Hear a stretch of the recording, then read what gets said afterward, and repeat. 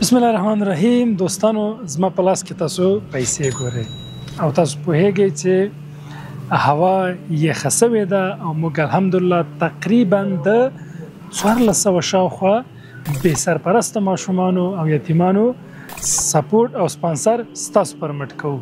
نو د همدې لپاره چې هوا سړه شوې ده، د دغو ایتامو لپاره موږ د نغدو پیسو توزیع اماده کړې ده ترڅو د لپاره وکولای شي دغه د ژمي او د یخنۍ په ابتدا کې خپل ځینې ستونزې او مشکلات ورباندې حل کړي. او تاسو پوهیږئ چې د دوی لپاره موږ ګڼ شمېر نورې برنامې هم لرو ترڅو وکولای شي د دوی د زده کړو پروسه او د ژوند نورې چارې ښې روانې اوسي.